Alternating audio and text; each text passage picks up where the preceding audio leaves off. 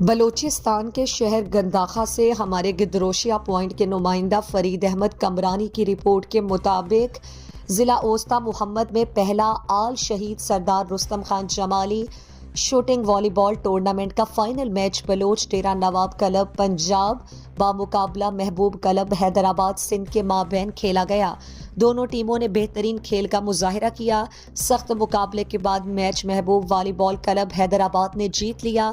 Match کے مہمان خاص سردار محمد ہارون خان جمالی تھے، جبکہ دیگر معزز مہمانوں میں سربراہ میر ذوالفقار خان جمالی، میر حیدر خان جمالی، ٹورنامنٹ آرگنائزر میر نوریز خان جمالی، ڈپٹی کمشنر ارشد حسین جمالی، ایس پی حسنین وارث، میئر میونسپل کارپوریشن میر مظفر خان جمالی تھے۔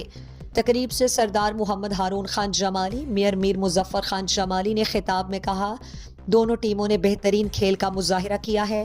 کھیل صحت کے لیے ضروری ہے۔ کھلاڑی ملک کے سفیر ہوتے ہیں۔ شہید سردار رستم خان جمالی ایک بہترین کھلاڑی تھے۔ ہم میر نوریز خان جمالی کو خراج تحسین پیش کرتے ہیں، جنہوں نے رستم خان کے نام پر بہترین ٹورنامنٹ کا انعقاد کیا۔ ہماری ہمیشہ سپورٹس کے حوالے سے تعاون رہے گا۔ اس موقع پر انہوں نے ونر، رنر اور معزز مہمانوں کو شیلڈ کا تحفہ بھی دیا۔